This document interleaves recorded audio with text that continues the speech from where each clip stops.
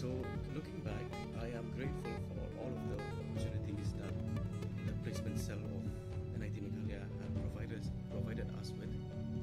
It gave me, in fact, it gave us all a platform to shine and show the world what we are capable of.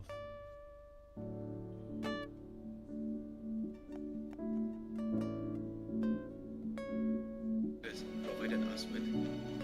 It gave me, in fact, it gave us all a platform to shine and show the world what we are capable of. The Central Workshop is a common facility for the Institute. It provides fabrication services for projects and prototypes to all students and faculties. In fact, it gave us all a platform to shine and show the world what we are capable of. Is equipped with state-of-the-art laboratories. The Central Workshop is a common facility for the Institute.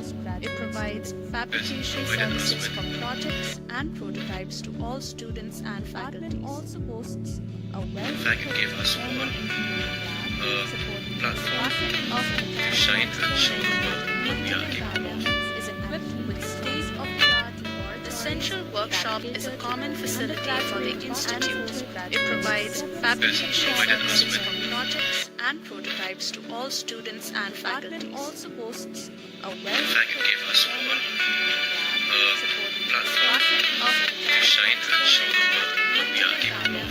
Is equipped with state-of-the-art. The Central Workshop is a common facility for the Institute. It provides fabrication services for projects and prototypes to all students and faculties. It also boasts a In fact, it gave us all a platform to shine and show the world what we are capable of. Is equipped with state-of-the-art. The Central Workshop is a common facility for the Institute.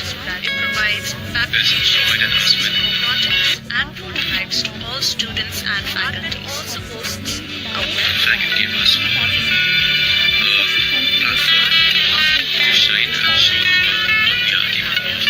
is equipped with state-of-the-art. The Central Work. The primary objective of the Center for Career Development is to facilitate the recruitment of the graduating students by liaising the reputed organizations. The center helps the students to pursue internships in leading firms and institutes to widen their exposure and knowledge domain by acquainting them with the latest industry trends and emerging cutting-edge technologies. Different upskilling programs are organized for the overall grooming of the students.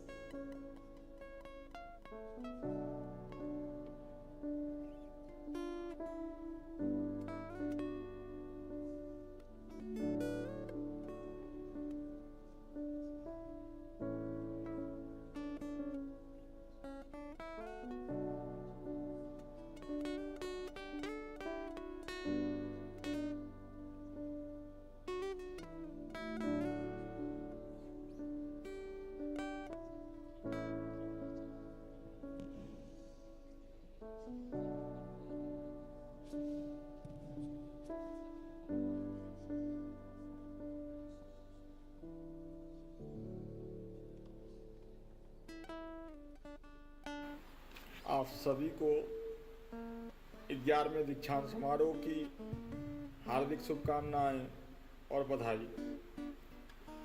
मेरा नाम प्रेम प्रभात है और मैं एम्प्लिटे group of companies का founder हूँ।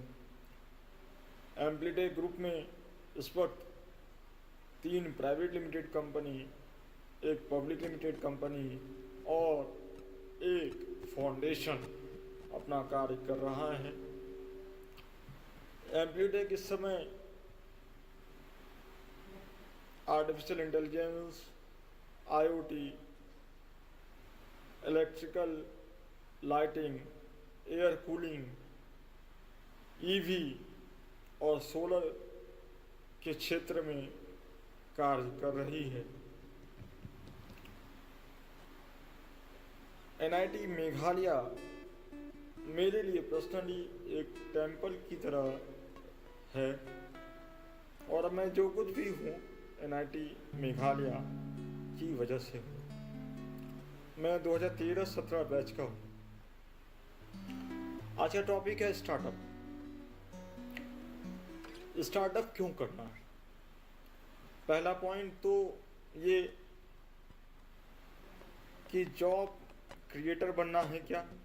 पहला चीज, कुछ ऐसा कर गुजरना है क्या जिससे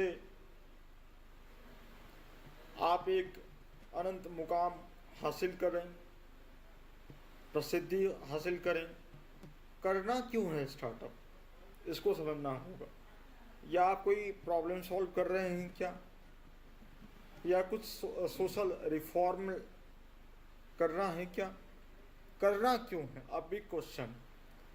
पहली बात तो इस क्वेश्चन का आंसर ढूंढें, प्रॉपर ब्रेन स्टॉर्मिंग करें कि हमें स्टार्टअप क्यों करना है। जब इसका प्रॉपर जवाब मिल जाए तो फिर आगे बढ़ें और ये देखें कि आपका प्रॉब्लम स्टेटमेंट क्या है,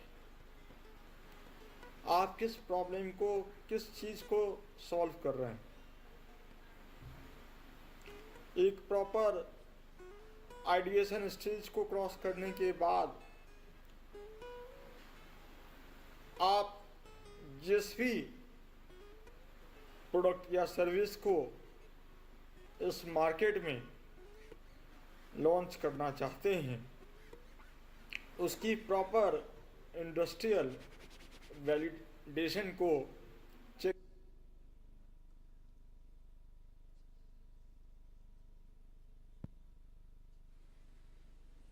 Ladies and gentlemen, the 11th Convocation of National Institute of Technology Meghalaya will commence shortly. You are requested to take seats in the designated areas and refrain from moving around.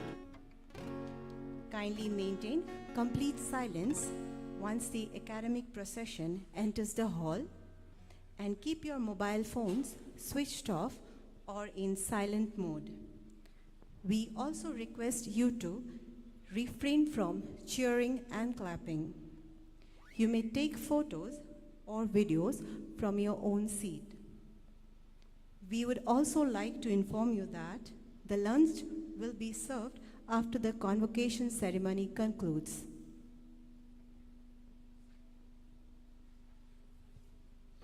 देवियों और सज्जनों, राष्ट्रीय प्रौद्योगिकी संस्थान मेघालय का 11वां दीक्षांत समारोह शीघ्र ही प्रारंभ होगा। आपसे अनुरोध है कि कृपया निर्दिष्ट स्थानों पर अपनी सीट ग्रहण करें और इधर उधर जाने से बचें। कृपया अपने मोबाइल फोन को स्विच ऑफ या साइलेंट मोड में रखें और शोभा यात्रा के प्रशाला में प्रवेश करने के उपरांत शांति बनाए रखें।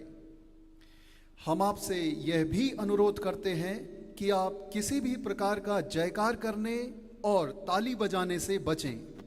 यद्यपि आप अपनी सीट पर बने रहते हुए फोटो और वीडियोस ले सकते हैं, हम आपको यह भी सूचित करना चाहते हैं कि दीक्षांत समारोह समाप्त होने के बाद मध्याह्न भोजन की व्यवस्था करी जाएगी।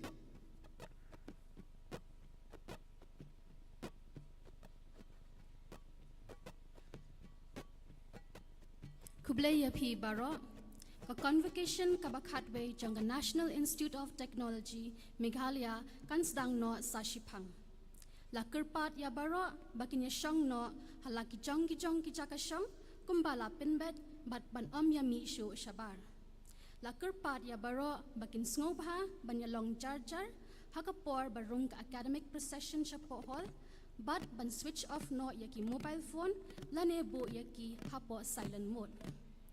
Lakar pat ruya baro bakin num ya thap kti lane long hoi hakapor badang yad ka ceremony. Pila banya shonder ne ring ki video na laki jaka shong bapidon. Ikwa ban pentip ya baro bangila pin cracker pang ya kabam nakabenta jangpi de hadien balawai no ka ceremony lakar pat ya baro banya let lang shakijaka bangila pin crack nakabenta jangpi. Kublai.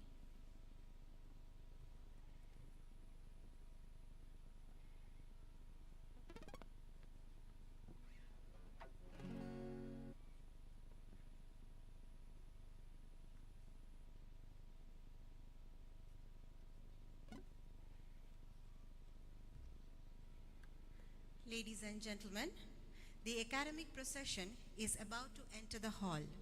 May I request you to please stand up and remain standing till the completion of the invocation song. The invocation song now will be played. देवियों और सज्जनों, प्रशाला में शैक्षणिक शोभा यात्रा का आगमन हो रहा है। आप सभी से अनुरोध है कि अपने स्थान पर खड़े हो जाएं और आवाहन संगीत की समाप्ति तक खड़े रहें। अब आवाहन संगीत गुंजायमान होगा।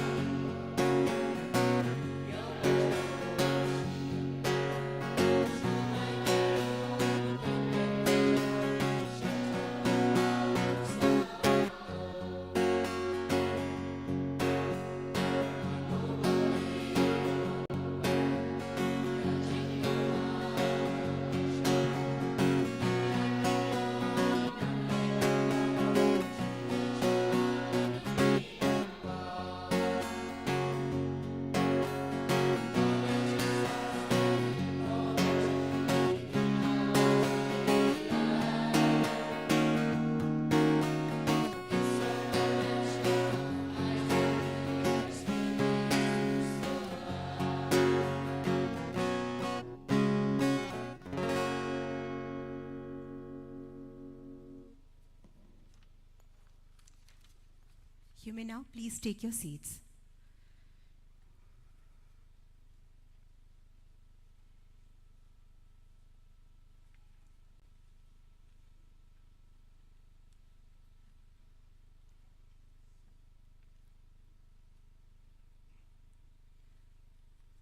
I request the President of the Convocation, Sri Sunil Alag, Chairperson, Board of Governors, National Institute of Technology Meghalaya, to declare the 11th Annual Convocation of National Institute of Technology Meghalaya open. I declare it open. I request the Chairman of the Senate, National Institute of Technology Meghalaya, Professor Pinakeshwar Mahanta, the Director of the Institute, to deliver the welcome address and present the convocation report.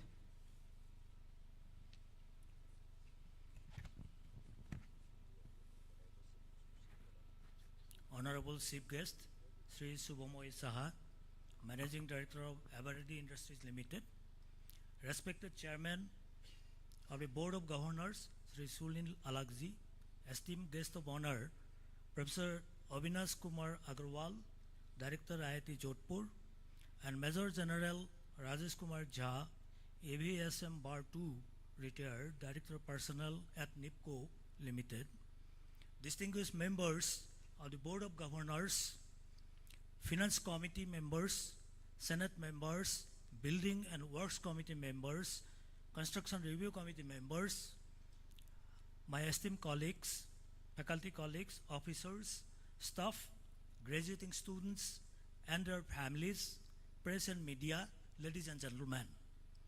On behalf of NIT Meghalaya, I extend my warmest greetings to everyone gathered here today. Your presence adds to the significance of this momentous occasion. Thank you very much. In today's convocation, 193 number of students will be receiving degrees after successful completion of the course of studies, out of which 21 are PhD students, 9 are MTech students, 23 are MSc, and 140 are BTech students. Moreover, 5 gold medals and 10 silver medals will be conferred to various graduating students today. I take this opportunity to congratulate all the degree and medal recipients, their parents and guardians. I now present a brief report on the achievement of the Institute for last 1 year. Institutional excellence and achievement. Let me begin by acknowledging the outstanding growth and achievements of NIT Meghalaya over the years. Despite the challenges posed by temporary campus in Shillong, NIT Meghalaya has consistently excelled in both academics and research. I am delighted to share that in the year 2024, the Institute was ranked 68 in the engineering category by National Institutional Ranking Framework and 88 by Indian Institutional Ranking Framework, that is IIRF, amongst the 170 institutes in the country. We have also been awarded first prize for excellence in achievement in higher education in an expo that was held in Delhi in July 2024. I'm also very glad to convey you that only yesterday we have been conferred with 10th FICCI Higher Education Excellence Award in the domain of excellence in creating employment. Department of Mechanical Engineering and Electrical Engineering received accreditation from the National Board of Accreditation for the second term till June 2027. This reinforces our commitment to maintain high academic standards. This recognition ensures that our graduates are well equipped with the knowledge and skill required to excel in their chosen careers and contribute in meaningful way to the society. Marching towards the permanent campus, NIT Meghalaya has made significant strides in developing our permanent campus at Sohra, resuming the work of construction after overcoming all the challenges. Academic activities, including laboratory classes and theory sessions, have already been begun from this semester, 3 days in a week. The campus will feature state-of-the-art infrastructure facilities, including state-of-the-art laboratories, hostels, modern academic blocks, online libraries, sports complex to support advanced learning and research. In addition, significant progress has been made in the development of infrastructure such as internal roads, sewerage system, electrical works. The water supply system with a reservoir capacity of 4 crore liters will cater the daily needs of the campus. The 33 kVA power line and 500 Mbps internet facility is already installed. By November-December, we expect to shift all our remaining laboratories to the new campus, and from February 1, we will be literally at Sohra conducting classes and administration. Academic initiatives and growth. Presently, NIT Meghalaya has a student strength of 1,097 with a female student of 29%, supported by 75 qualified faculty and 78 regular staff members. In the academic year 2024-25, we admitted total of 332 students across various programs, reflecting a 12.4% increase in enrollment compared to the previous year. This growth in student strength is a testament to the increased popularity of NIT Meghalaya as a preferred destination for higher education, particularly in the northeastern region. We also are proud to welcome international students from the countries such as Bangladesh and Nepal, adding to the diversity and vibrancy of our academic community. Currently, we have international student strength of 39. At NIT Meghalaya, our academic programs promote innovations, critical thinking, interdisciplinary learning. We offer diverse undergraduate, postgraduate, and doctorate degrees, including BTech, MTech, MSc, and PhD, with curricula that evolve to align with the latest advancement in science and technologies. The implementation of the National Education Policy 2020 has been already taken a transformative step in NIT Meghalaya. From last July session, we have already implemented it to the first year BTech students, and we have revised the curriculum to promote the multidisciplinary approach, offering students greater flexibility in choosing courses and pursuing their academic interest. The NEP emphasizes holistic education, and we have incorporated this vision by introducing a range of innovative initiatives. Some of the key highlights of NEP implementation are like introduction of minor degrees in specialized fields such as sports engineering, AI, and machine learning, the launch of microcredit courses like NCC, NSS, yoga, and mental health, and implementation of multiple exit to our BTech students.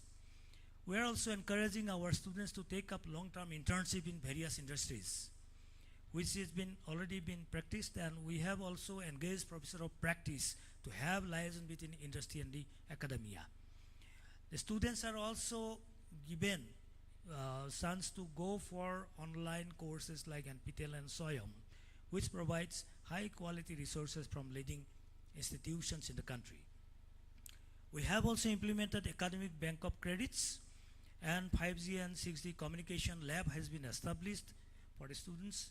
6 students have already been spending their time at their 4th year program in IIT Hyderabad, and 4 students in IIT Jodhpur under student exchange program.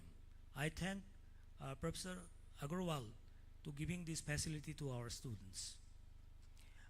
I would like also to mention here, we are facilitating the students of other institutes also, particularly NIT Manipur student. They had problem, and 8 of them has been inducted in our system for 1 year, and they are doing our study here.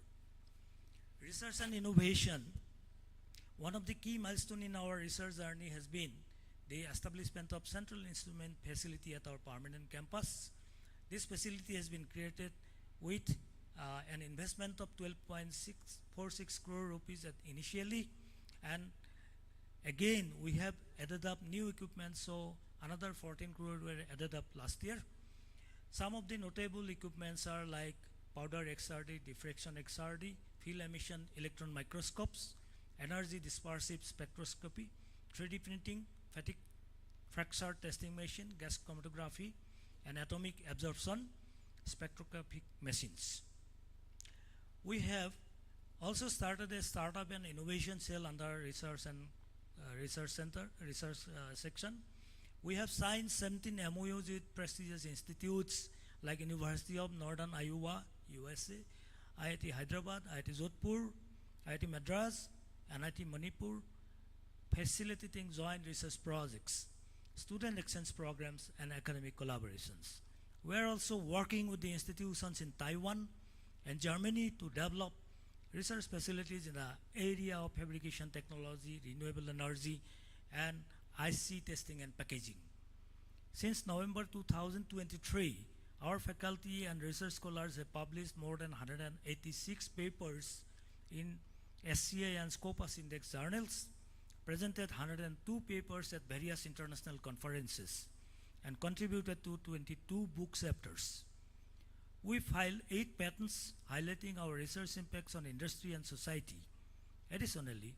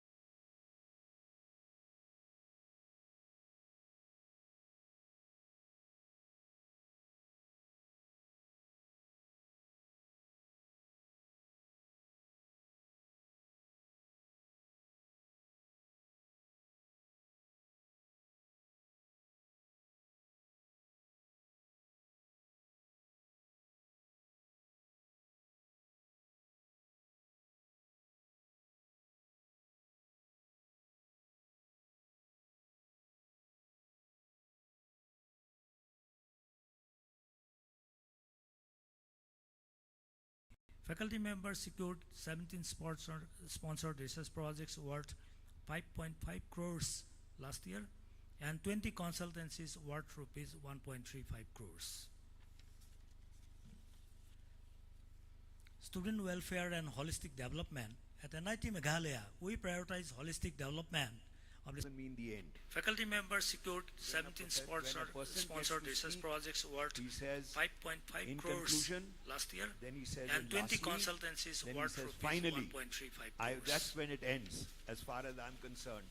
But he has ended Student on welfare in and conclusion. holistic development. So you're not At from NIT Bengal. Meghalaya, we But I prioritize must holistic say that development. I've been married of the for over 50 faculty years. members secured 17 sponsored research projects worth 5.5 crores last year, Then he says, and 20 lastly, consultancies then he worth says, rupees finally, 1.35 that's when it crores. ends, as far as I'm we concerned. never run out of ideas. But he has ended Student on welfare and in holistic conclusion, development. you're not At from NIT Bengal. Meghalaya, we But I prioritize must holistic say that development. that's how you stay married for 50 Faculty years. members secured 17 sponsored research projects worth 5.5 crores last year, Then he says, and 20 lastly, consultancies worth finally, 1.35. that's when it ends, as far as I'm concerned. run out of ideas. But he has ended Student welfare and holistic development. At NIT And Meghalaya, then you we discover prioritize that in holistic development. organizations you don't have to be nervous at all. Faculty members secured Because 17 sponsored research projects worth impromptu, I'm going to say last year, and 20 consultancies worth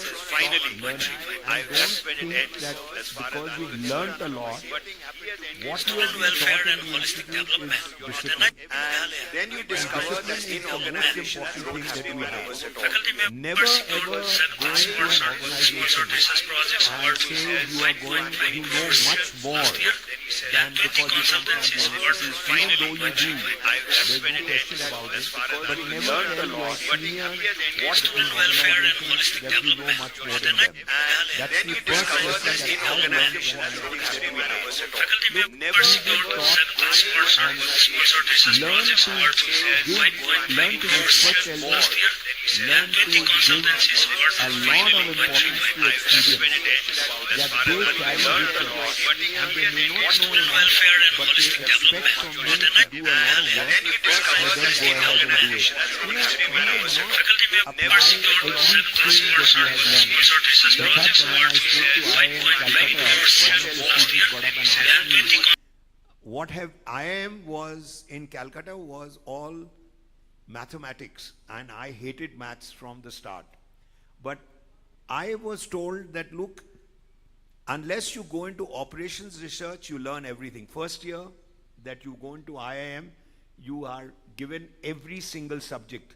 It's no choice given. Second year, you can pick your area and then you go into a choice.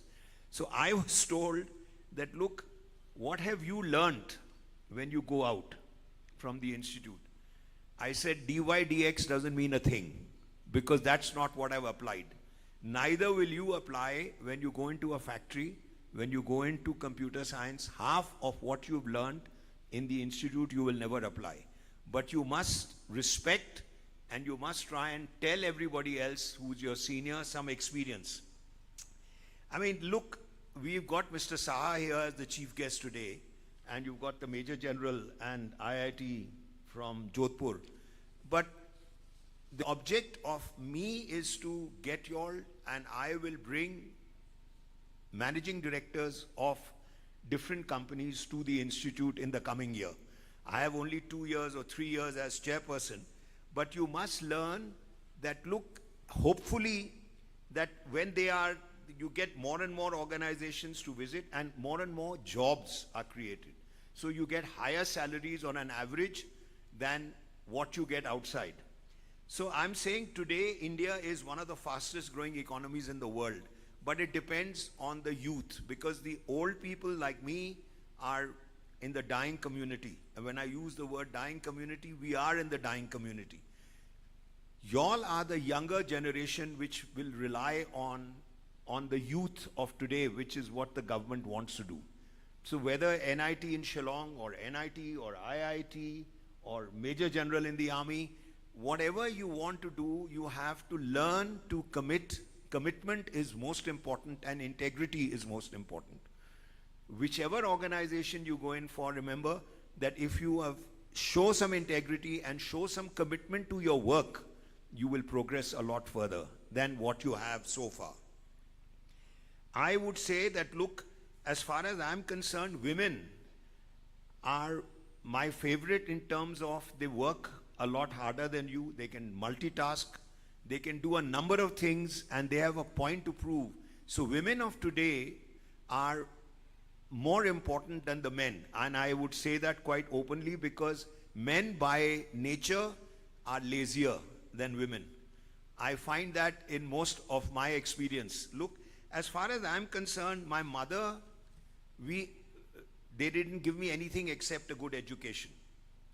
My mother gave me the self-confidence that I have today to be able to speak, and I became the MD of Britannia only because of the self-confidence that she generated in me, in spite of having very little money and us staying in a 1,000 square feet flat and everything else, that my father and my mother just spent money on a good education. In education, I come back, is discipline, learn discipline and respect everybody. My family, my wife and my 2 daughters they are the pillars of support. They are my moral compass in the house. No matter which way a man goes, they are the women who actually drag you in, and they have given a lot of support to me. And look, as far as, you know, why one of the stand-up comic shows that I saw in England many years ago was why are men recruited more than women in most organizations? Because they are ready for abuse, they are ready to be humiliated, and they don't have any way to hurry home because they'll get their wives who will go after them.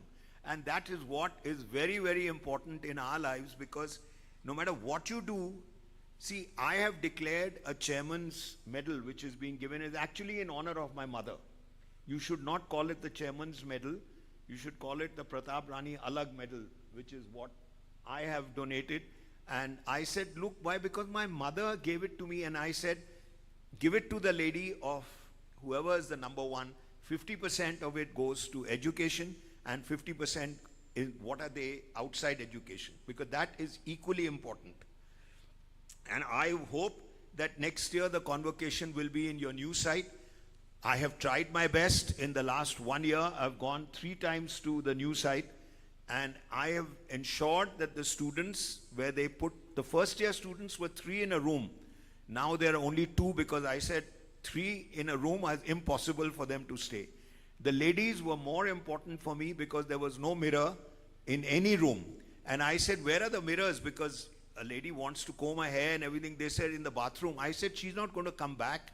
Therefore, you will find a full-length mirror in one of the doors for the ladies is being put in. And for me, the students are far more important than anybody else in the new institute. And hopefully, whatever the director says, I will try and bring in to y'all.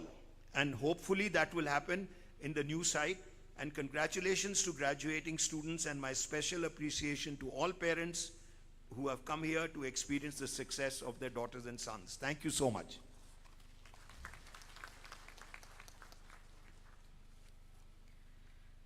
Thank you, sir. We have with us a distinguished academician, Professor Avinash Kumar Agarwal, as one of our guest of honors for this convocation. Professor Agarwal is currently the director of Indian Institute of Technology, Jodhpur.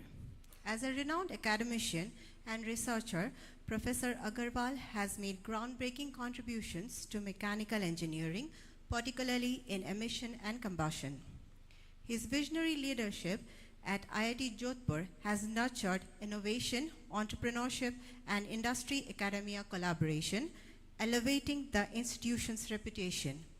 A distinguished recipient of the prestigious J.C. Bose Fellowship, Professor Agarwal's expertise is recognized nationally and internationally. With an impressive array of awards and publication, he is a revered figure in the scientific community. We are honored to have Professor Agarwal with us to share his valuable insights and experiences. His valuable words will inspire us to strive for excellence. May I now request respected Professor Avinash Kumar Agarwal to deliver his address.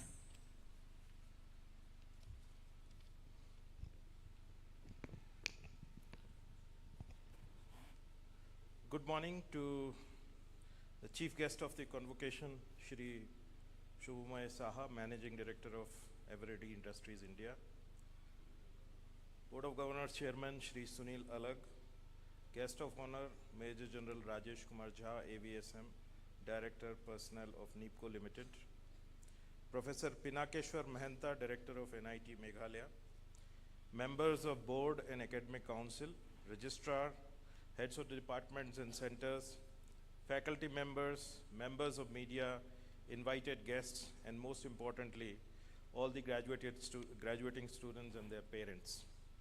Meghalaya, the abode of clouds, is a jewel nestled in the heart of Northeast India.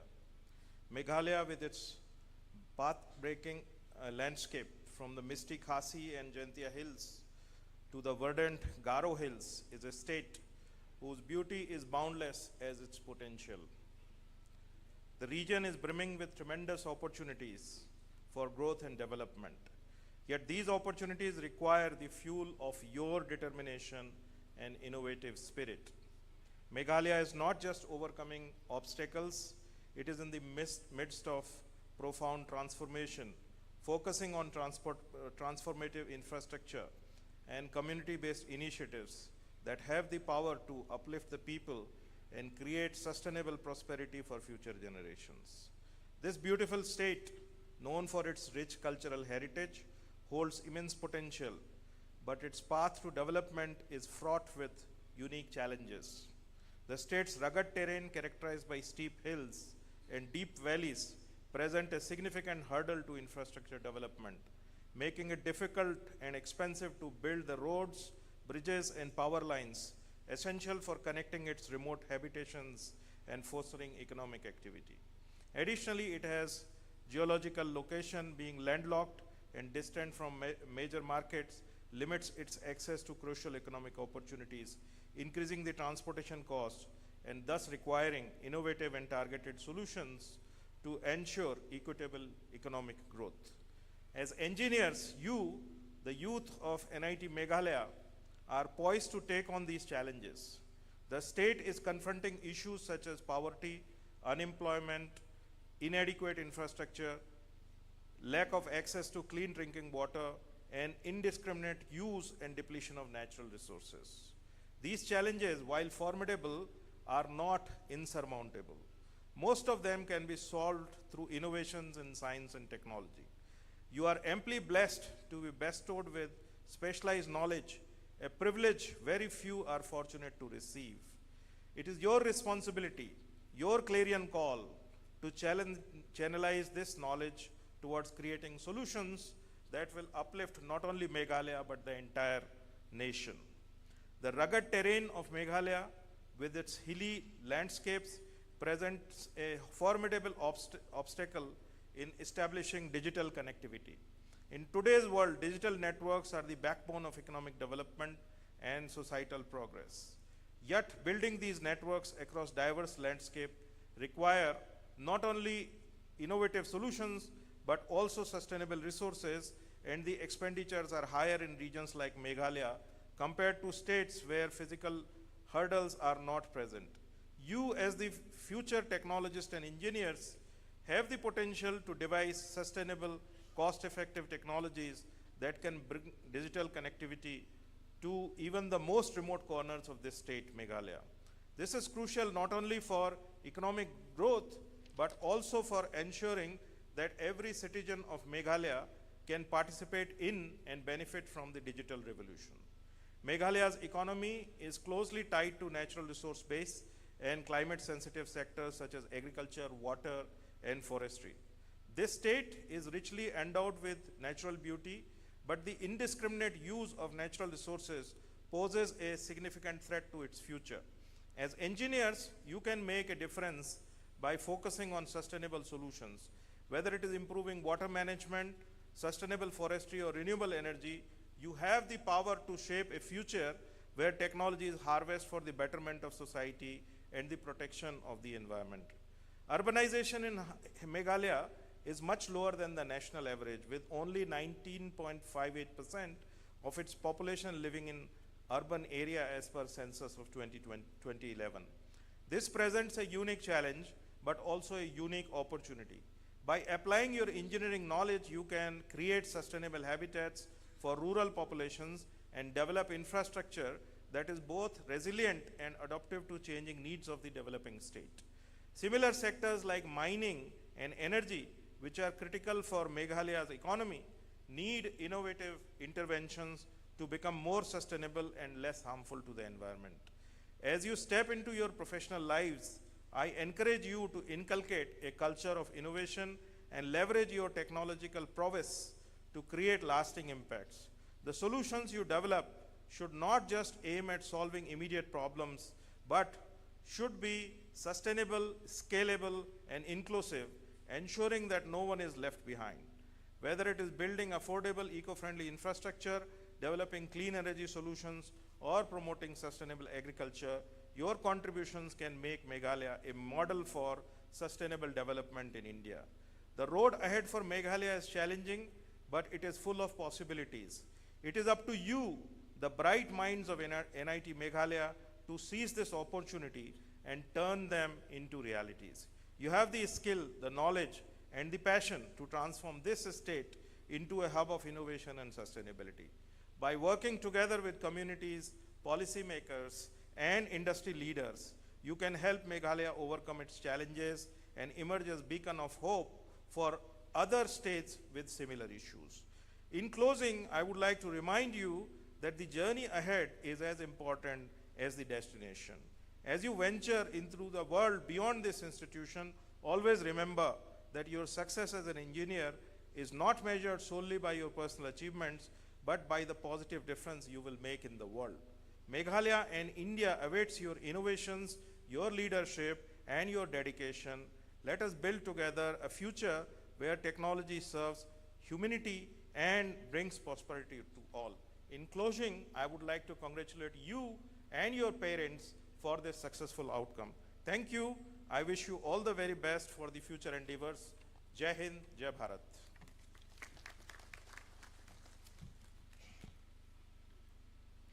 Thank you, sir. We also have in our midst today another dignified personality, Major General Rajesh Kumar Jha, Bar 2 AVSM retired, as one of our guests of honor. He is currently the Director Personnel at Northeastern Electric Power Corporation Limited, NIPCO, a central public sector enterprise under the Ministry of Power, Government of India. Major General Jha's impressive career in the Indian Army and corporate sector has equipped him with exceptional leadership and management skills, making him an ideal role model for our graduates. As a distinguished military officer, Major General Jha has demonstrated strategic expertise in planning, human resource and operations, driving organizational growth and excellence. His commitment to excellence and distinguished service have earned him immense respect, and we are grateful for his presence today. His leadership and vision will undoubtedly inspire us to strive for excellence in our pursuits. May I take the pleasure of inviting respected Major General Rajesh Kumar Jha, Bar 2 AVSM, retired, to kindly deliver his address.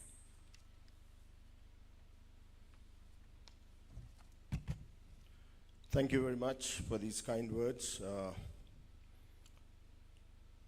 The chief guest, Mr. Saha, the chairman of the Board of Governors, Shri Sunil Alag, my recently acquired friendship with the director of IIT Jodhpur, Professor Agarwal, and of course our chief host, Professor Mahanta, the director of NIT Meghalaya. As I stand before you today, to be honest, this is the first time I have been adorning this uniform. Otherwise, for 4 decades, I was wearing some other uniform. And so I started thinking, do I deserve it? The short answer was no. The short answer was no. Why? Because let me let a secret out today. I have a long speech prepared by my staff, but I'm taking cue from Mr. Alag, and I will Because if I go by the speech, I will be talking to you, but if I speak my heart out, I'll be engaging with you. So I think it's better we engage with each other. So the little secret that I have is that I'm only class 10 pass. You don't believe it? It's a fact. In our times, in 1982, you could go to NDA, sir, after class 11. And my daughters, now I have 3 daughters. I'll tell you the story about my daughters a little later. So they laugh at me and says, Dad, you're only class 10 pass, because that's the only legit Ministry of Education, somebody mentioned, the only legit degree I have. Balance, Indian Army gave me a lot of degrees, including MSc, MPhil, all that, but I call them Nakli degree. I'm also a civil engineer, by the way. But I feel that my genuine degree is only class 10, so I feel a little overawed amongst the cerebral audience here on the dais, behind us, the faculty. But notwithstanding that, I think, first let me start by congratulating you for making it to this convocation. And as you are ready to step into your new world, I think it is just the beginning. It's just the beginning. What has happened is that you have been empowered by the tools to navigate your life hereafter. The speakers before me spoke about women empowerment, role of women in society, innovation, sustainability. So I will not repeat those. I have plenty of material on that, but I will not. So I will quickly fast forward to some life's lessons. The first life's lesson that I learned was embrace failure. You'll be surprised why I'm saying this. Embrace failure. If any successful person here, sitting here or in the audience, says that he has never failed, I'm afraid that is not the real truth. I have embraced failure. My mother taught me. My mother also, Alak sir, is an inspiration for me. Even today, she's no more with us. But so she taught me the art of embracing failure. Let me give you an anecdote from my own career. I am a paratrooper. I live dangerously. I jump out of aeroplanes. We're mandated to land behind enemy lines and tackle enemy from behind. And you can Google me, and you can Google any number of actions of the paratroopers. So I thought I was God's own as a young lieutenant colonel looking after the operations in the Jammu and Kashmir Valley at the peak of militancy. Operation Parakram had happened, and I was handpicked on promotion to the rank of colonel to command one of the finest and elitist units of Indian Army. And I was bordering on arrogance at that time. It happens. We are humans. And so, within 3 months, my boss's boss came to review my performance and my unit's readiness. And at the end of the performance review, he's declared me unfit for war. Let me explain this word unfit for war for you. Unfit for war is the biggest slap a soldier can get on his face, because that means that if India went to war that day or in the near future, you were supposed to stay in the barracks twiddling your thumb and not be part of the national effort of trying to protect the sovereignty of the nation. It cannot be a bigger insult than this. I had 2 options. I was a civil engineer. My brother was in the railways. He says, "Aisa karte. Let's call it off and let me venture into the private sector." And so I still remember I applied to L&T. I got a job, sir, as an engineer. This was 2004. But my mother told me that I never knew my son was so weak. That is my lesson. She says, fight it. Carry out introspection. If there are things which are wrong with you or your system or your organization, try and improve it. That set me on the path to taking this problem head on. And I will not labor on the efforts that we did, my team. And it was not alone, it was a collaborative effort. And that's where later I'll talk of human relations. And my unit then was 40 years old, since raising in 1972, 42 maybe, and it had total of 20 awards on the board, 20.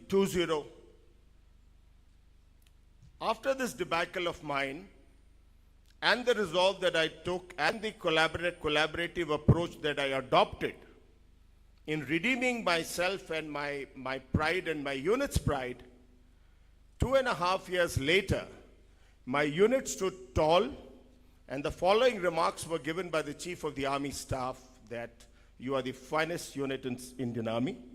And the award board went to serial 65. Simple maths. In 40 years, the unit had 20 awards. And in 2 years, that is 6 months of debacle, and after the debacle, and 2 years after that, we ended up acquiring 45 awards. That is what the power of embracing failure can do. I'm not backslapping, I'm not tom-tomming about myself. I'm just giving you a life's lesson. The second life lesson, since I'm an airborne soldier, is from the very act of paratrooping. I don't know how many of you know, when you jump out of the aeroplane, your life is dependent on the parachute opening, right? Yes, no? Why are you so serious? No smiles. Good, at least people are smiling now. So the paratrooper trusts his life with the following people: the pilot who flies the plane. There is someone else who packs your parachute. You don't pack your own parachute. And just before exiting the plane, the guy behind you taps to say that your chute is all right, intact, you are good to go. And based on the tap, you exit. And then you hope like hell that you will land safely. This kind of a trust, if you develop in your professional and personal life, you'll be a winner always. You'll always be a winner if you trust your environment and your surroundings. Everybody talks of so many quotients. It's become very fashionable. So as I said, my whole life has been pockmarked with. I came across a very unique term called adversity quotient. I think all of us need to develop that adversity quotient, that ability to be able to rise despite all the challenges around. Who doesn't have challenges? Who doesn't face failures? But if you develop this adversity quotient amongst other quotients, I think you'll be a winner all through. This brings me to the next point. Everybody talks very fashionable change management. Yes, change management is good, technology evolving, disruptive technology is coming. I was speaking with the director of IIT Jodhpur. He's starting a new defense vertical for disruptive technologies so that India is not in a reactive mode, but we are in a proactive mode, and we are going to forecast technologies 10, 20 years from now. That's fine. That's change management. What about expectation management? Give it a thought as well. Expectation management. The capability aspiration gap is one single reason for unhappiness in life. And so each one of us, based on the capability and the hard work, remember the old adage and cliche that there are no free lunches. So be conscious, be pragmatic, be a realist, analyze your capability, tailor your aspiration, and that will bring you to your expectation management. Understanding. I think we all understand, because understanding is a word which we presume that it's very common. We all feel. I was training with the NATO in UK, and I was a defense attaché there, and I came across a doctrine by the Britishers called Doctrine of Understanding. And the summary of it is, I realized after going through those 80 pages, I'll share the link with the director, and while it is a military document, it's applicable to each one of us in the personal, professional life, that it talks of 3 types of understanding. One is individual understanding, which is your perception. In simple terms, it's your perception. You need to possess that. The second type of understanding is that you're in a team, you're in a group. So there is a group understanding of a situation, of a thing, of an individual. When we talk of collaboration, you work with different varied groups. So you need to develop an art of creating a baseline, a common threshold of understanding, and then you will find that the growth begins to happen. And then I realized that no, understanding is not merely an English word, it has a lot of in-depth connotations. My next experience of life is about emotional intelligence, you know. Let me tell you, how do you judge your emotional intelligence? I think all other intelligence has been spoken about. So you should ask yourself the following questions. When you speak with your peers, seniors, juniors, like Alex has already said that don't try and tell your boss that you know more than him. That's the end of the story for you. So, question that you got to ask is, are your conversations trained? Do you repeatedly blame others for anything that's going wrong or not going as planned? Are you prone to outbursts? गुस्सा आ जाता है आपको हर चीज पे. These are the signs of lack of emotional intelligence. Even if we possess this, I possess it, I adapted, I worked on myself, and then if you have self-awareness, that means your clear understanding of your strengths, weakness, your ability to recognize your emotions, because this is going to affect you, yourself, your family, your team's performance. And then that brings me to the next point is, so what's the action? Action is self-management. Try and control your emotions, particularly in stressful situations. I mean, I will tell you a situation where we are all under the belief that China has been doing salami slicing of the Indian territory, right? When I took over the command of division in Tawang, which is not too far from here, I came across a post which was 2.5 kilometers from the designated line of actual control. When I looked at the map, in 1959, the Chinese premier had designated only this part as Indian territory while he was claiming rest of Arunachal. This place's importance is, this place is called Kinzamane, and it is important because on 30th of March 1959, His Holiness Dalai Lama stepped on the Indian soil when the CIA handed him over 2 5-Assam rifles at the place called Kinzamane. So for the local Buddhists, the world over, it's a holy site. In 62, we lost it, but then I found that we could get it by various means. But my entire situation was so hostile and adverse because they said, if you do this, General, you will up the ante and we may end up like a situation which happened in 1967 in Nathula, where we ended up having a mini war in Sikkim. Those of you can Google this in this part of history, and we did well there. Despite all the adversities, despite all the shortcomings, I used my collaborative approach, used the inputs of my young officers, and they said, sir, I think Chinese understand history. This is part of history. If we go 2.5 kilometers inside Chinese territory, I think we should be okay. Finally, we did whatever tactics, strategy we did. We strengthened ourselves, and one fine day, the Indian national flag was furled on the famous Thagla Ridge on this post called Kinzamane. There was hell to pay, 11 rounds of flag meeting with the Chinese, including my own counterpart on the Chinese side.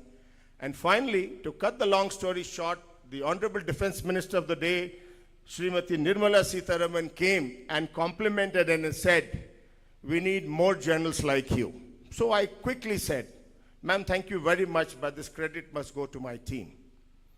I had that option of, basking in the glory, but I immediately said, and a number of awards came to my juniors. Today, India sits proudly on Thagla Ridge. It happened on 23rd of March 2018. This is the example I want to give you, that despite all the adversity, if you have developed the adversity quotient, I think you'll be fine. I can go on and on, but I'm conscious of the time that I've exceeded my time. So finally, I have always believed that the last quotient, too many quotients because I'm talking to engineers, so too many quotients. Last quotient is the happiness quotient. Please develop it within your own self. Please develop it first at home, with your spouse, with your parents, with your siblings, it will automatically transform into a happiness quotient at workplace. Remember, a happy mind is an efficient mind.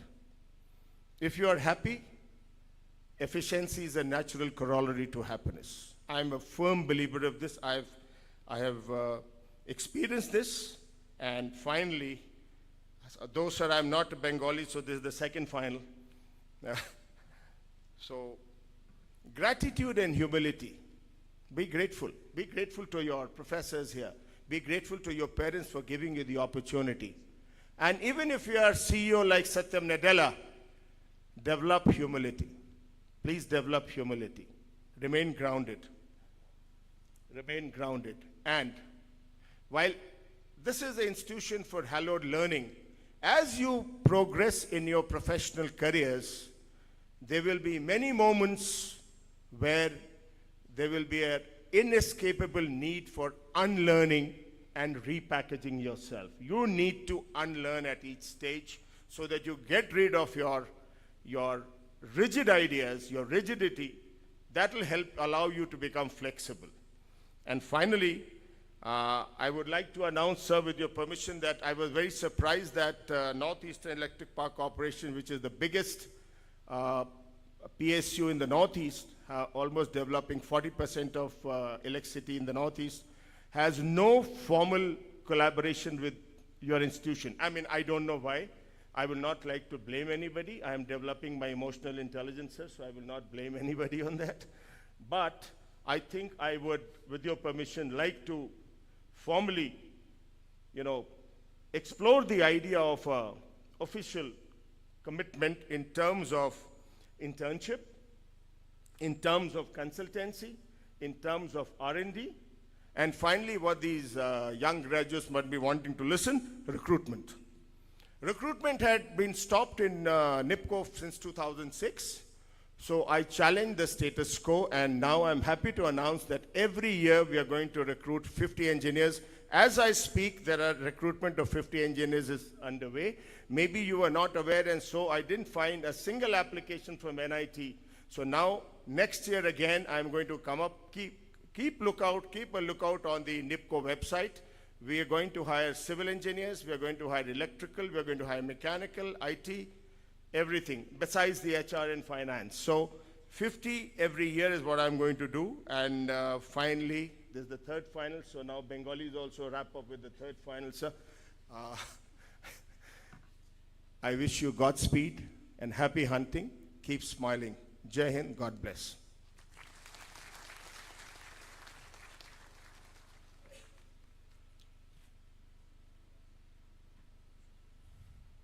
Thank you, sir. Let me take the pleasure of introducing Sri Shubhamoy Shaha, Managing Director of Eveready Industries India Limited, as our esteemed chief guest for today's convocation ceremony. Under his visionary leadership, Eveready has emerged as a leading consumer goods company, boasting a diversified portfolio of iconic brands. With over 2 decades of experience in the fast-moving consumer goods sector, Sri Saha has driven innovation, growth, and transformation. His strategic expertise has solidified Eveready's market presence as a household name. A recipient of prestigious award including Best CEO by Business Today and India's Most Trusted CEO, Sri Saha's commitment to excellence inspires one and all. Please join me in welcoming our respected chief guest, Sri Shubhamoy Saha, to kindly deliver the convocation address.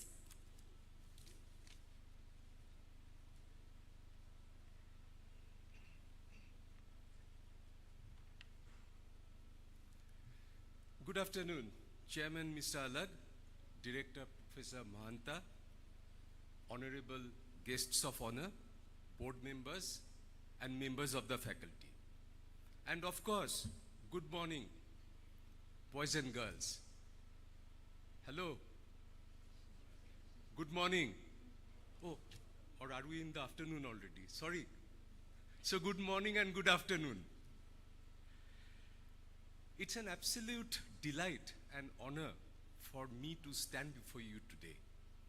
And as much as I would like to believe that I am a big draw here, we all know it's really you, the graduates, who are the stars of the show.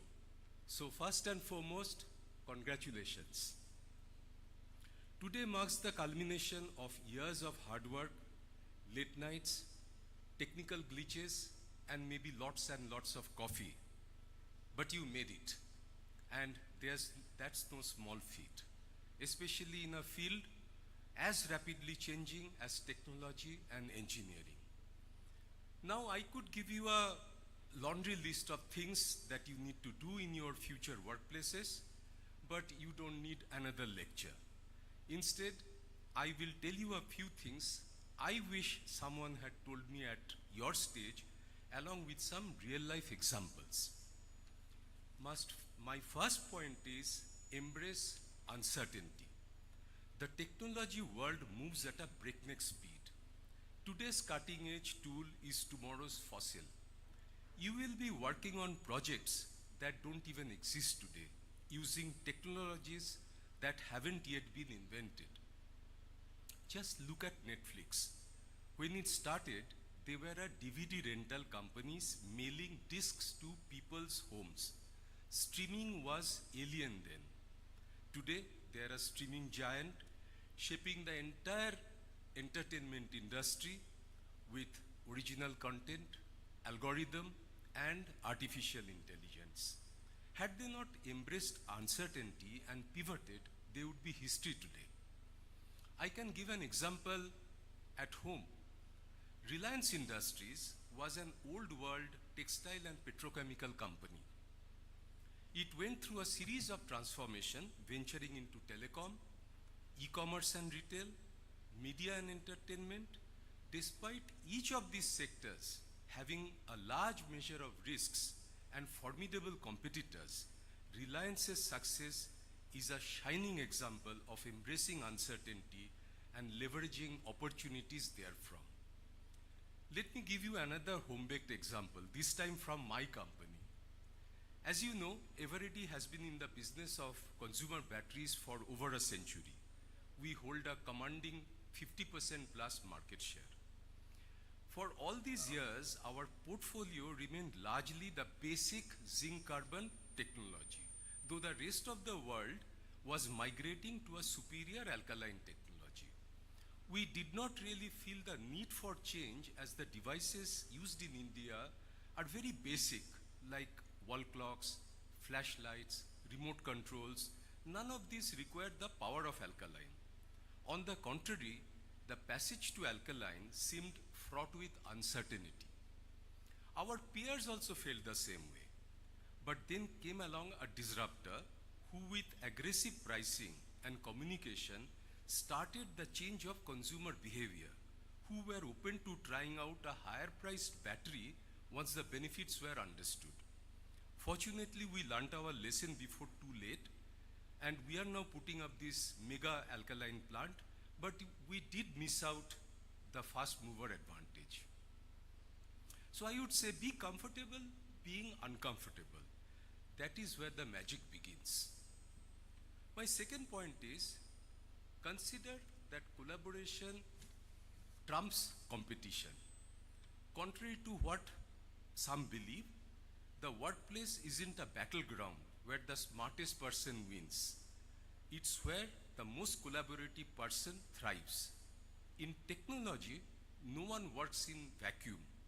A great example of collaboration is the development of Android operating system. You all are using Android.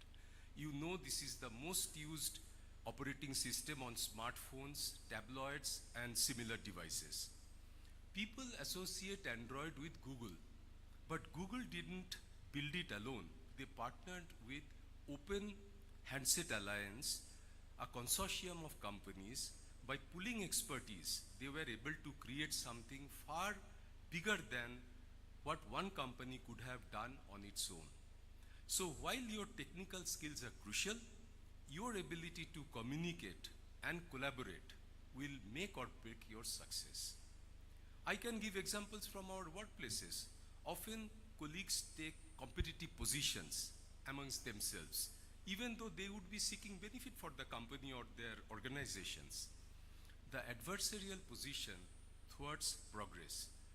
Even though adversaries, as I said, may be trying to do good, it is only when the competitive energy is channelized into collaboration that success follows. I can tell you in confidence that every CEO spends a large part of his time in funneling opposition to cooperation in his company. My third point is, at the cost of repeating what my previous speaker said, failure is a feature, it's not a bug. There's a term in development which you may be aware of. It's called failing fast, which means you want to find errors early, fix them, and move forward. Take the story of SpaceX. Their early rockets failed multiple times, exploding in spectacular fashion. But instead of being discouraged, the team learned from each failure. Today, SpaceX is revolutionizing space travel and even aiming for Mars. And with more than 6,000 of their Starlink satellites, they have become a very large communications company, perhaps the biggest, with the world at their feet, depending on them for something as essential as data and voice connectivity. Here I would again like to give a quick example of my company. Eveready has one of the best distribution reach in the country. The numeric distribution of our products is in excess of 5 million outlets. In other words, in the total universe of something like 10 million outlets, we are present in 5 million outlets. That's a humongous reach. We achieved this over time through a network of large number of distributors and channel partners. In our keenness that we improve our route to the market, we appointed a large consulting company to help us out with making our processes more modern and efficient. That exercise took us to the conclusion that we need to cut down drastically our number of channel partners to gain efficiency. There was nothing wrong with the theory, but what we missed out was marrying that with our existing skill sets and weaknesses. The result was an unmitigated disaster for over a year. But I must say that for all the pain it caused us, we came out stronger with a firmer grip on understanding of what works and what does not work for us. At the end of our struggles, we believe we are a stronger company today. It was only because we did not shy away from failure. Instead, we made this disappointment a platform of learning and for future successful journey. So don't be afraid to fail. Just fail fast, learn quickly, and adapt. And remember, if you can't laugh at your failures once in a while, you are missing out on some of the best parts of your journey. Fourth, you must keep learning. Your degree will be framed and hung on a wall somewhere, but your education doesn't stop today. In fact, it is just the beginning. Indra Nooyi, you must have heard of Indra Nooyi, once one of the most renowned CEOs in the consumer goods industry, is a prime example, and I think she is Mr. Alag's alumni. Am I right? Indra Nooyi? No, but same college. Even after reaching the top position at PepsiCo, Nooyi continued to evolve and push the boundaries of her knowledge. She famously championed the transformation of PepsiCo's product portfolio towards healthier alternatives, anticipating global health trends before they became mainstream. Or take the example of Howard Schultz, the visionary behind Starbucks, who also exemplifies the principle of lifelong learning. After transforming Starbucks from a local coffee chain into a global powerhouse, Schultz continued to educate himself on business models and social issues. He focused on understanding the relationship between corporate responsibility and consumer behavior, which led Starbucks to take a stand on social issues such as employee healthcare and education. So be a lifelong learner, Not just the technical stuff that you have learned, broaden your mind, read outside your field, and most importantly, stay curious. Fifth and finally, this is not the Bengali finally, this is really the finally. So don't worry, I'm not going to speak for much longer. While we talk about hard work and success, let me remind you of something very crucial: balance. Satya Nadella, CEO of Microsoft, is a leader who emphasizes the importance of work-life balance, particularly through his personal example of caring for his family while leading one of the largest companies in the world. Nadella has been open about the challenges and joys of raising 3 children, 2 of whom have special needs. He speaks often about his experience as a father, how his experience as a father have shaped his leadership style, making him more empathetic and mindful of the importance of work-life integration for himself and his employees. Your career is important, but it's not everything. Make time for family, friends, hobbies, and yes, sleep and laughter. As they say, a good laugh and a long sleep are the 2 best cures for everything. So, as you live here today and embark on your next adventure, remember this: the future isn't something that happens to you. It's something you create, line by line, code by code, decision by decision. I'll leave you with a quote which I think sums up today nicely, from a great visionary and a huge change maker, Nelson Mandela. Education is the most powerful weapon which you can use to change the world. So congratulations once again, class of 2024. The world is waiting for what you are going to do next. Thank you very much, and all my very best wishes to you.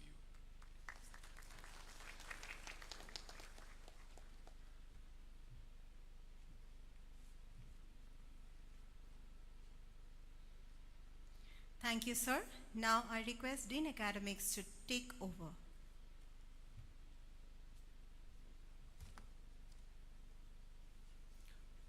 Chairman Senate. Sir, I present to you the candidates who have successfully completed all requirements as per regulation and have been found fit for the award of the degree of Doctor of Philosophy, and I pray that they and others in absentia be admitted. I request the Chairman of the Senate to present the certificates to the degree recipients. Department Civil Engineering, J. Sharalyn Giddon.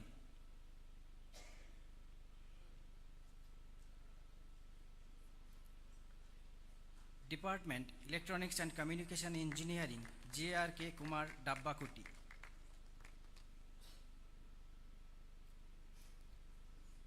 Department Electrical Engineering, Raja Gandhi.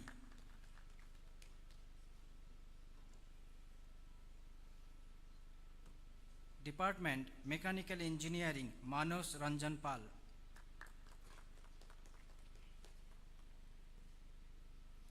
Department Chemical and Biological Sciences, Mahabul Haq.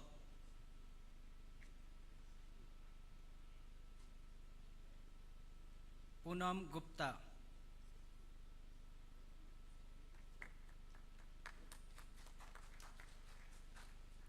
Pragyan Jyoti Hajarika.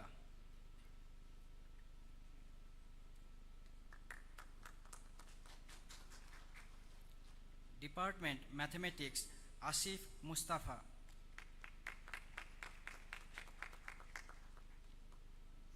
I also present Abhishek Chauhan and 13 others candidates in absentia for the award of the degree.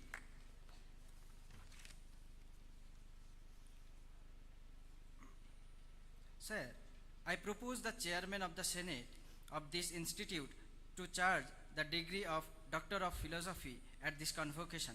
All these receiving the degree of Doctor of Philosophy may please rise.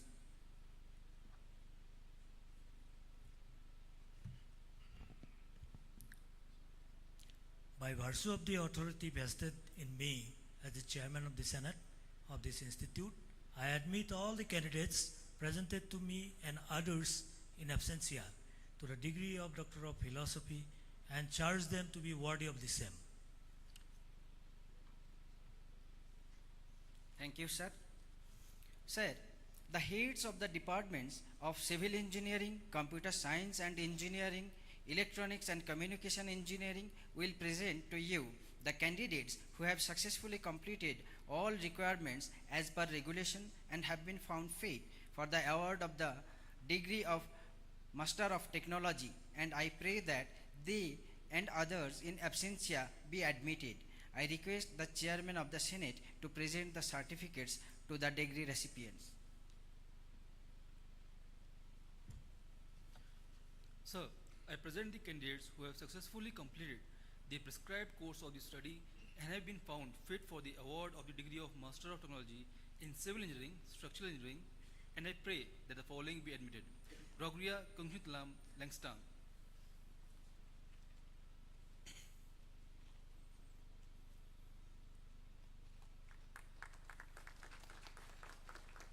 Prachi A. Sangma.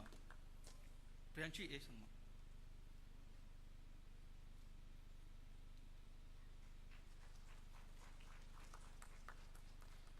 Sungjimla Imsong.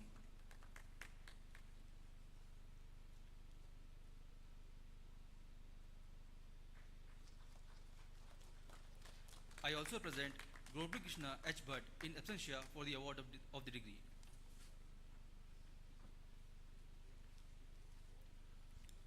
Sir, I present the candidates who have successfully completed the prescribed courses of study and have been found fit for the award of the degree of Master of Technology in Computer Science and Engineering, and I pray that the following be admitted. Abhay Verma.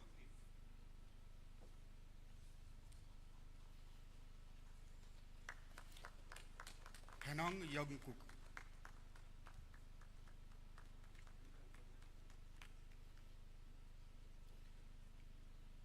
I also present Purushottam Kumar and one other candidate in absentia for the award of the degree.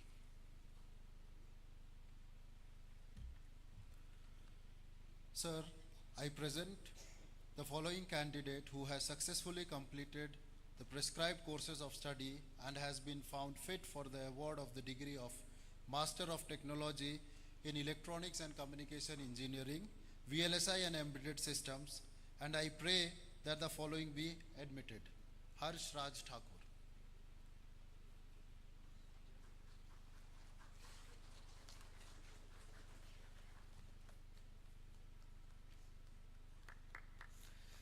Sir, I propose the Chairman of the Senate of this institute to charge the degree of Master of Technology at this convocation. All those receiving the degree of Master of Technology may please rise.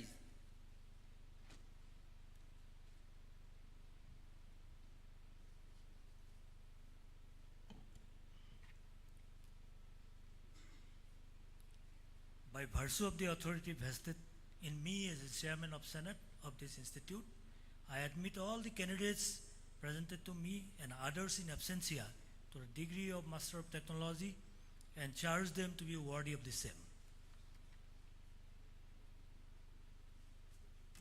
Thank you, sir. Sir, the heads of the departments of Chemical and Biological Sciences, Mathematics and Physics will present to you the candidates who have successfully completed all the requirements as per regulation and have been found fit for the award of the degree of Master of Science, and I pray that they and others in absentia be admitted. I request the Chairman of the Senate to present the certificates to the degree recipients.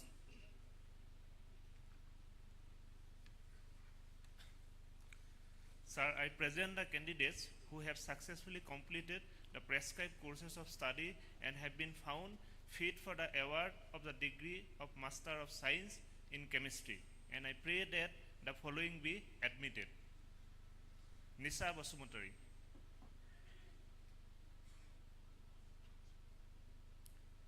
Sweta Susarita Sahu.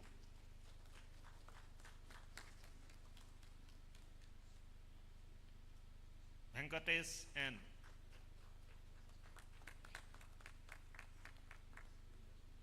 I also present Chiranjeev Barua and 2 other candidates in absentia for the award of the degree.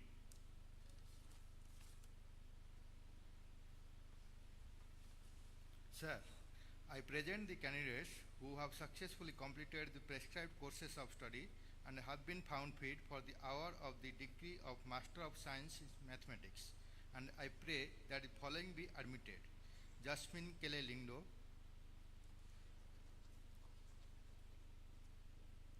Lambda Kachwa Pashi,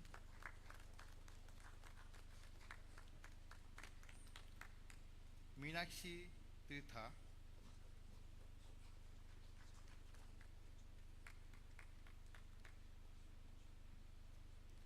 Navnita Saha,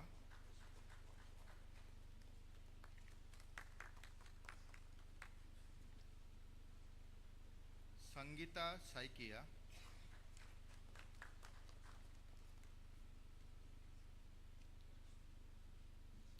I also present Somanath Khetrapal in absentia for the award of the degree.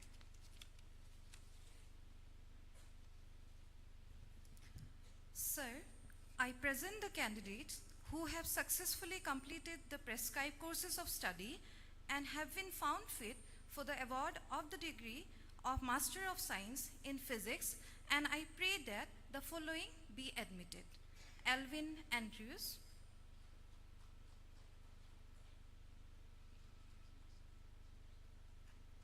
Iyad bin Hussein T,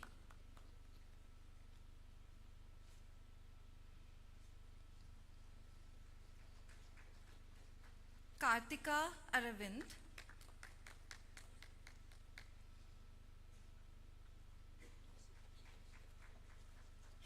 N. Dilen Singh,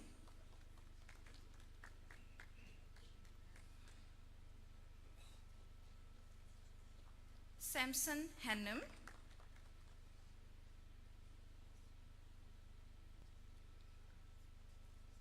Krishna Rajbangshi,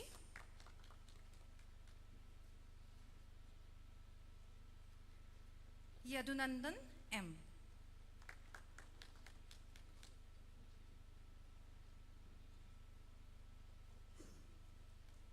I also present Jayakumar Dubey and 3 other candidates in absentia for the award of the degree. Sir, I propose the chairman of the Senate of this institute to charge the degree of Master of Science at this convocation. All those receiving the degree of Master of Science may please rise.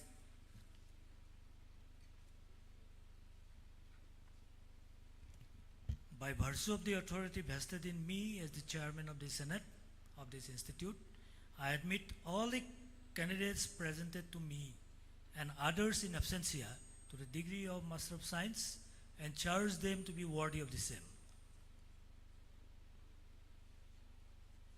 Thank you, sir.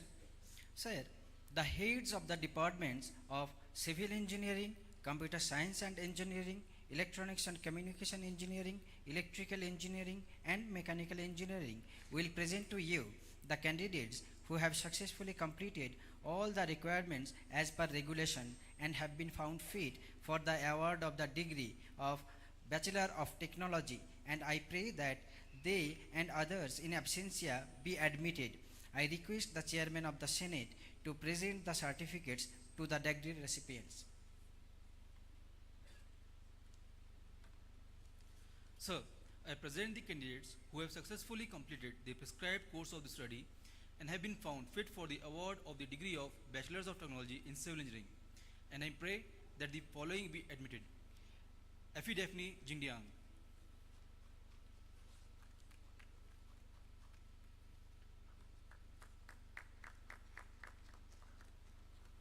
Alfie Dorian Nongsej,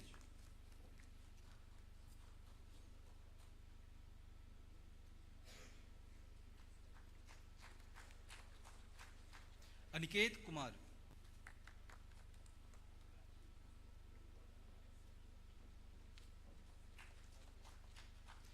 Ansur Chakma,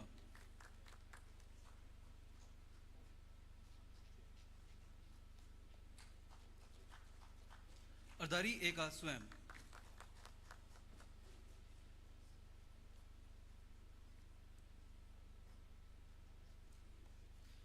Balaji long खारबुलांग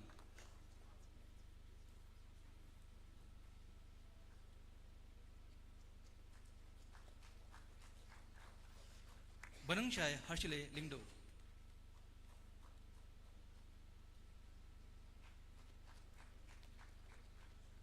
चुमंगदंग थुम M कितान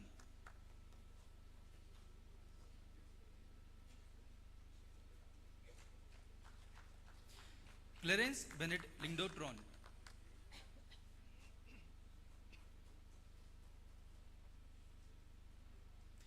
एम्बलांग बियांग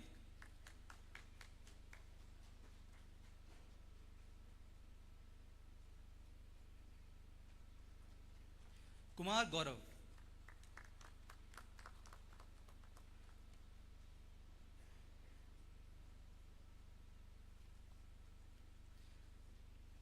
Lalung थंग chilli डार्नी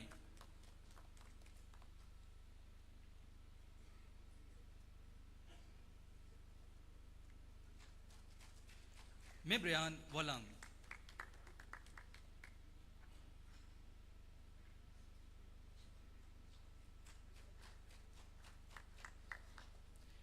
मेबेन job डकार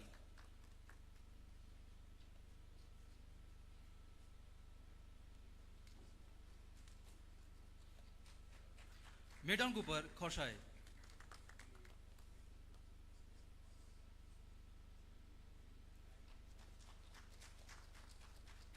रुएल Newman डकार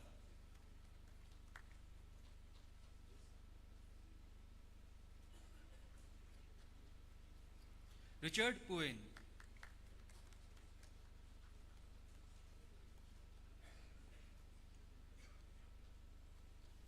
सिंकेम्बाल डिशिरा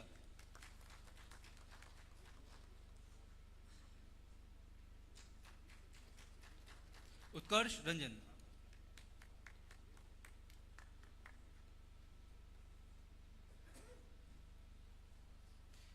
Willie Reddy जाबा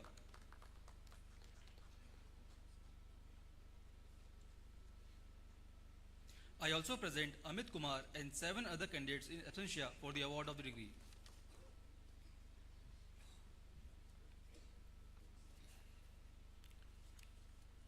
Sir, I present the candidates who have successfully completed the prescribed courses of study and have been found fit for the award of the degree of Bachelor of Technology in Computer Science and Engineering, and I pray that the following be admitted. Agatha Jara Sweat,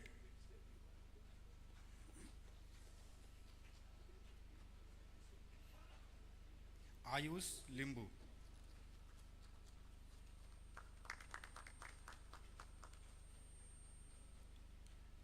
Bantai Lang Kharpuli, Chonsram T. Sangma,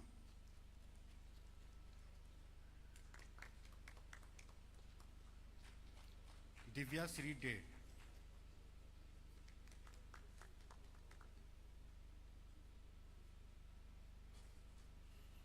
Gyandeep Das,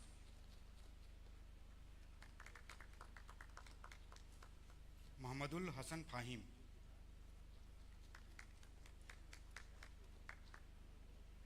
Marvi Chadap,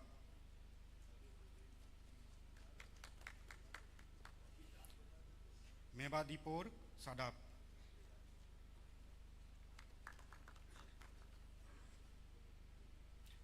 Sausi Mukhim,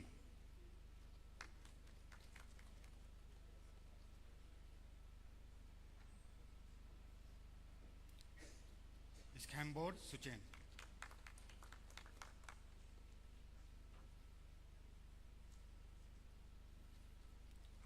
Walambok Rani,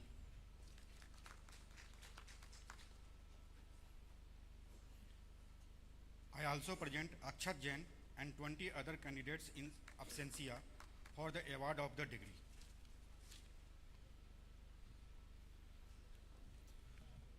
Sir, I present the candidates who have successfully completed the prescribed courses of study and I have been found fit for the award of degree of Bachelor of Technology in Electronics and Communication Engineering, and I pray that the following be admitted. Ban Q Shafrang Langstey,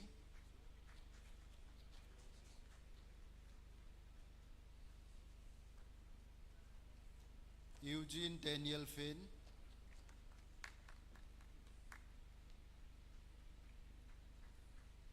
Kalpesh Vishkarma,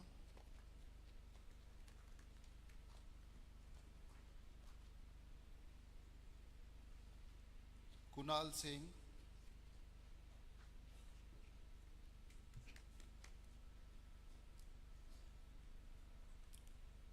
Lapin Hin Shisha Lingdo Maulong,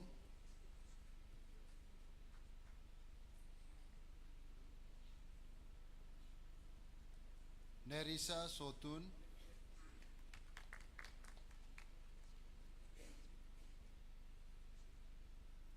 Pasli Rasmut,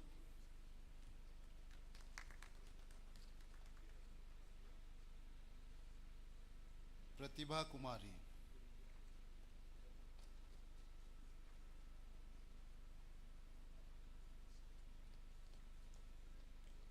I also present Aditya Vikram Somvanshi and 23 other candidates in absentia for the award of the degree.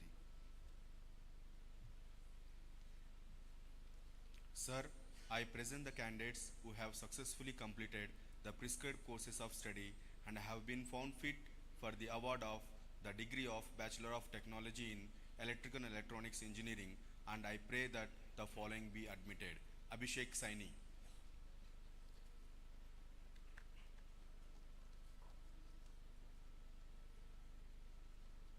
Orderplong Malinong,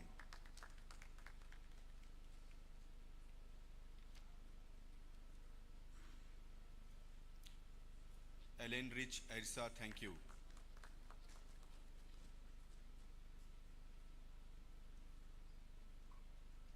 Igna Kunet War,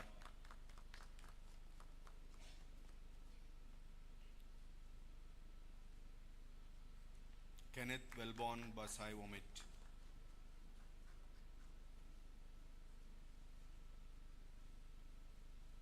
Coles Borning Nongbury,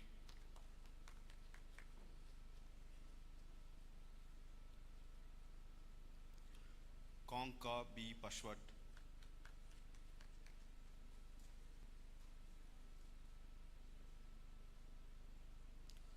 Kyle Ignash K. Sangma,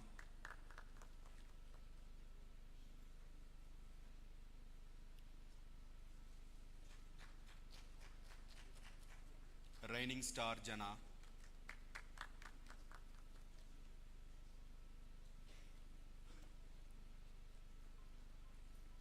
Shanmiki Padit,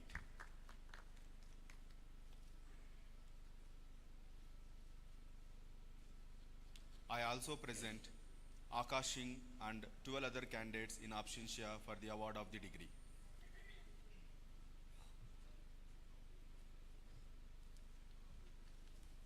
Sir, I present the candidates who have successfully completed the prescribed course of study and have been found fit for the award of the degree of Bachelor of Technology in Mechanical Engineering, and I pray that the following be admitted. Anthony N. Sangma,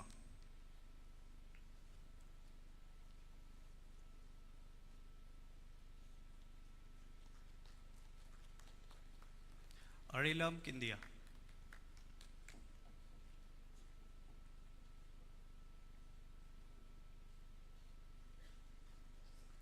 Badamut Shear,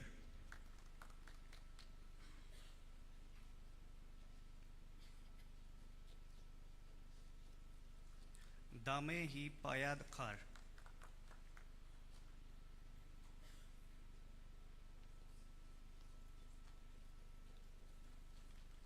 Helpman Suchiang,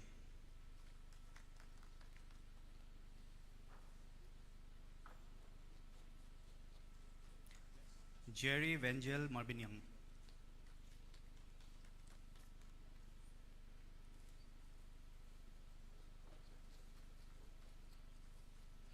Rikidame Manner,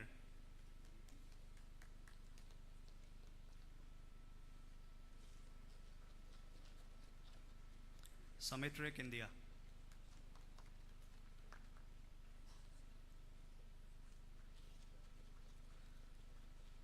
I also present Abhishek and 15 other candidates in absentia for the award of the degree. Sir, I propose the chairman of the Senate of this institute to charge the degree of Bachelor of Technology at this convocation. All those receiving the degree of Bachelor of Technology may please rise.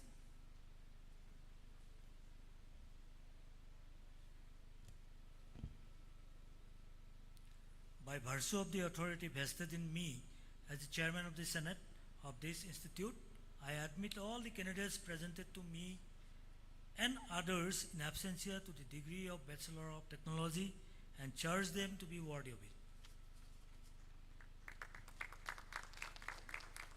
Thank you, sir. Sir, the registrar of the institute will present the candidates who have been awarded postgraduate and undergraduate degrees and have been found suitable for award of the institute gold medals. I request the chief guest to present the medals to the candidates, please.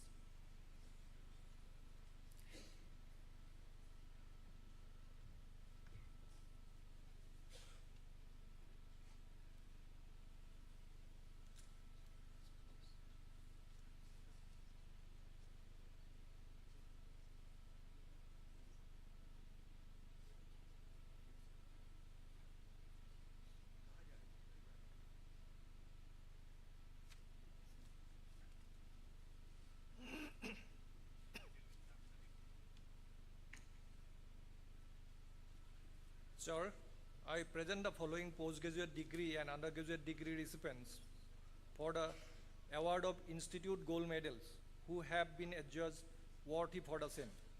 Institute Gold Medal for the undergraduate to base undergraduate BTech, Aniket Kumar, who has been awarded Bachelor of Technology degree in Civil Engineering.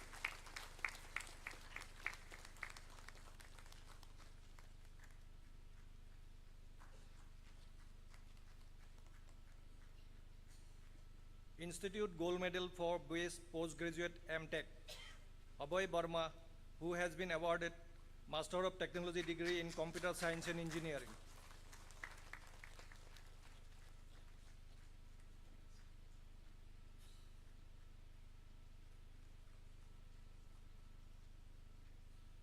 Institute Gold Medal for the Base Postgraduate MSc, Minakshi Tirtha, who has been awarded Master of Science degree in Mathematics.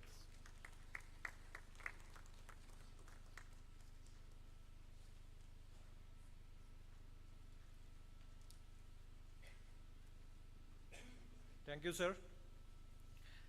Chief guest, sir, the registrar of the institute will present the candidates who have been awarded postgraduate and undergraduate degrees and have been found suitable for award of the institute silver medals.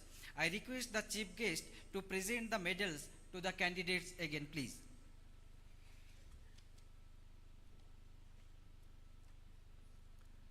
Sir, I present the following postgraduate degree and undergraduate degree recipients for the award of Institute Silver Medals who have been adjudged worthy for the same. Institute Silver Medals for the branch topper, BTech, Ankit Kumar, who has been awarded Bachelor of Technology degree in Civil Engineering.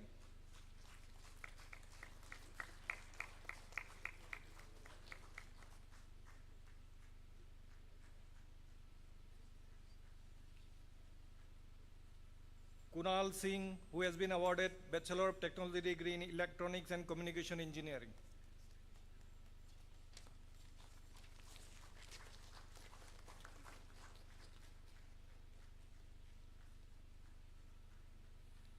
Institute Silver Medal for branch toppers, MTech, Shangjamla Imshong, who has been awarded Master of Technology degree in Civil Engineering.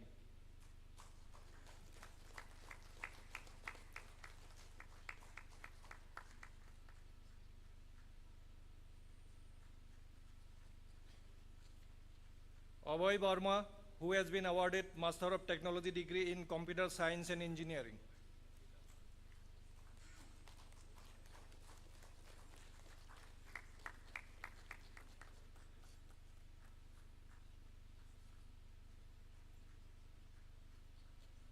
Institute silver medals for the branch toppers, MSc, Shutta Susrita Sahu, who has been awarded Master of Science degree in Chemistry.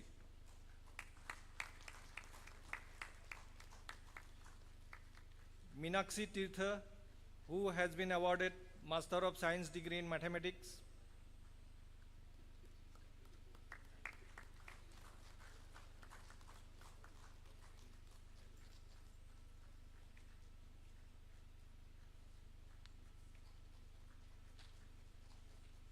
Alwin Andres, who has been awarded Master of Science degree in Physics.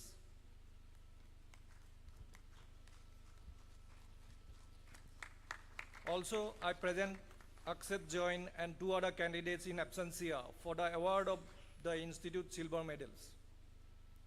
Thank you, sir.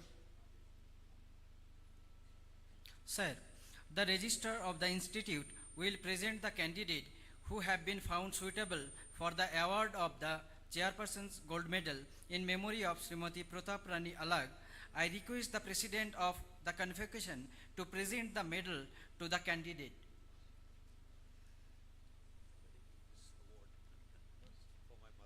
Yes.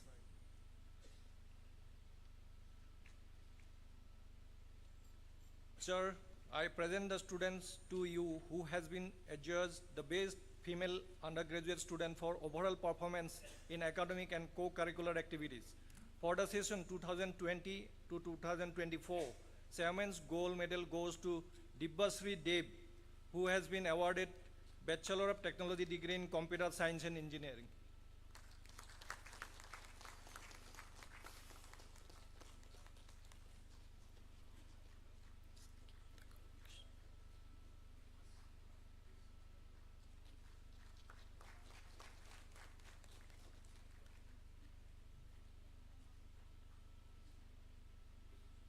Thank you, sir. President, sir, the registrar of the institute will present the candidate who has been found suitable for the award of the President's Gold Medal. I request the President of the Convocation to present the medal to the candidate.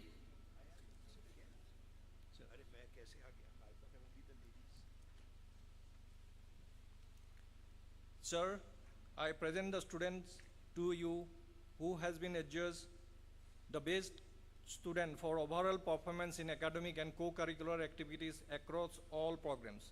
For the session 2020 to 2024, the President's Gold Medal goes to Kumar Gaurav, who has been awarded Bachelor of Technology degree in Civil Engineering.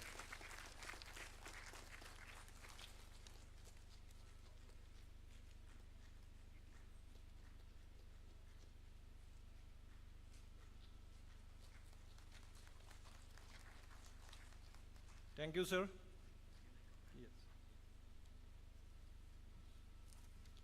I request all medal recipients to come in front of the dais for the photograph.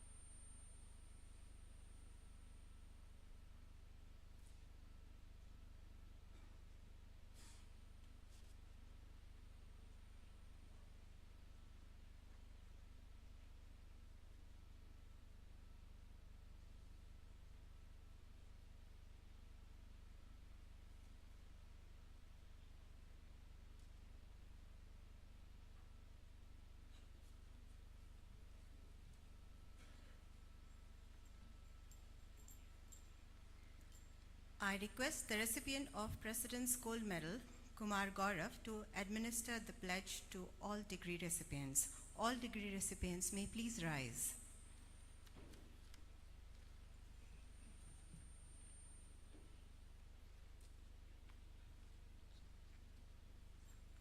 I, Kumar Gaurav, hereby pledge that it shall be my constant endeavor to be scrupulously honest in the discharge of my duties as engineer and scientist, to uphold the dignity of individual and the integrity of the profession, to utilize my knowledge of technology and science for the glory of the institute and in the service of the country and mankind at large.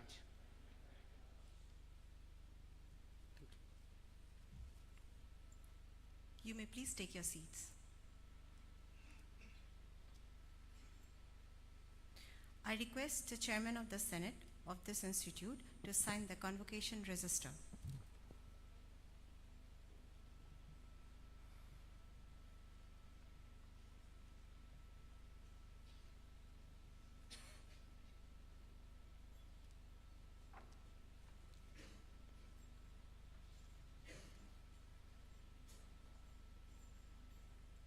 I request the President of the Convocation to declare the 11th Annual Convocation of National Institute of Technology Meghalaya closed. I declare the 11th Convocation of the National Institute of Technology Meghalaya closed.